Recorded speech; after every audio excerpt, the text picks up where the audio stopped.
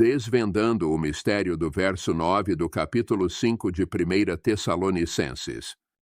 O capítulo 5 e verso 9 de 1 Tessalonicenses diz: Porque Deus não nos destinou para a ira, mas para a aquisição da salvação, por nosso Senhor Jesus Cristo. Contextualizando a ira de Deus. Alguns pontos importantes sobre a ira de Deus mencionada nesta passagem. Primeiro, Deus não nos destinou à ira. Ou seja, a intenção de Deus não é que os seus filhos experimentem a sua ira e condenação do fogo eterno, mas sim a salvação. Viver com Ele, eternamente. Segundo, a ira de Deus é a consequência do pecado. A Bíblia ensina que o pecado e a desobediência a Deus atraem o juízo e a ira divina sobre o pecador. Terceiro, Jesus nos liberta da ira de Deus. Isto é, da condenação eterna. Através da sua morte na cruz, Jesus tomou sobre si o castigo que nós merecíamos, livrando-nos assim da condenação da ira de Deus. Quarto, a salvação nos preserva da ira vindoura.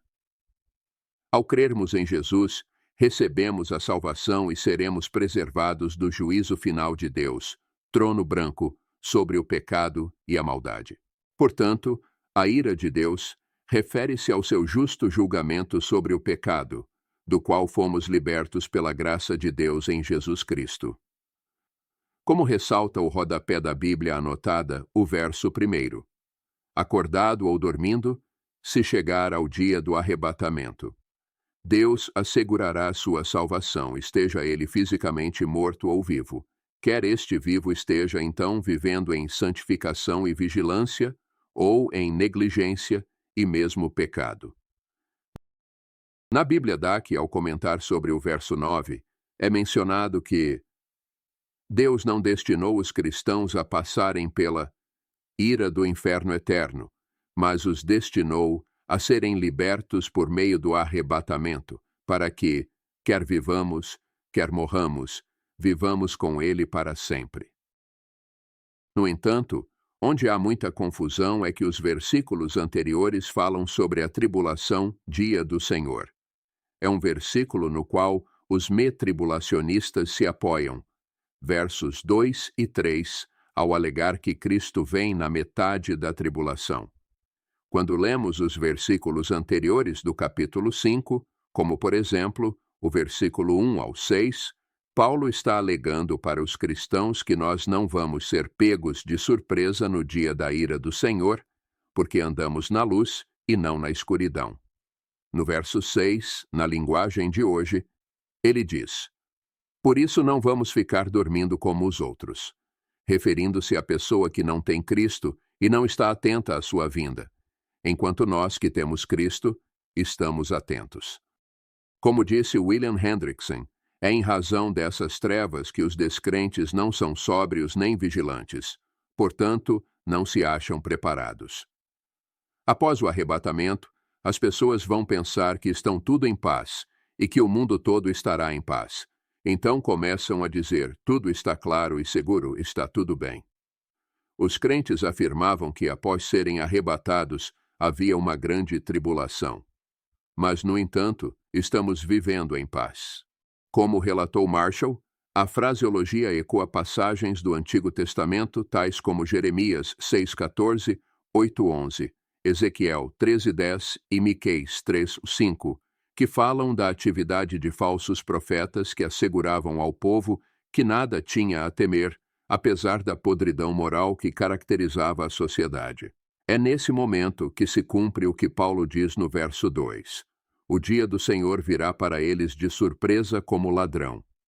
No verso 8, Paulo enfatiza que estamos em perfeito juízo e devemos usar a nossa fé, amor e esperar por essa salvação.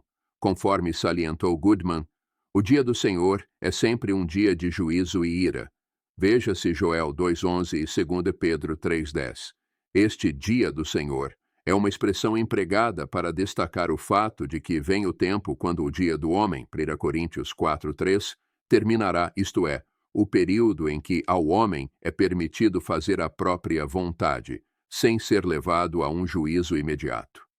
Como também relata no rodapé da Bíblia de Estudo de Genebra, a ira, nesse contexto, evidentemente é a condenação e a punição que sobrevirão no dia da ira. Romanos 2:5. Então, como mencionei no início, o verso 9 fala sobre a salvação eterna, mas o verso 2 fala sobre o juízo de Deus que será a grande tribulação. A Igreja, porém, não partilha essa situação do mundo, mantendo-se fortemente distinta dela. Mas vós, irmãos, não estáis em trevas, para que esse dia vos apanhe como ladrão. Afinal, sua marca é justamente, confira 1 Tessalonicenses 1:10, ser servos da gleba de Deus, do vivo e real, e aguardar seu Filho a partir dos céus. Como seria possível ficar totalmente surpreso com a chegada de alguém já aguardado há muito tempo, com ardente alegria? Conclusão. Os versículos 1-9 de 1 Tessalonicenses capítulo 5 enfatizam a importância de estarmos atentos e preparados para a volta de Jesus Cristo. Paulo destaca a necessidade de não sermos pegos desprevenidos, mas sim de permanecermos alertas e vigilantes. Ele também ressalta a importância da fé, do amor e da esperança como elementos essenciais para nos proteger espiritualmente.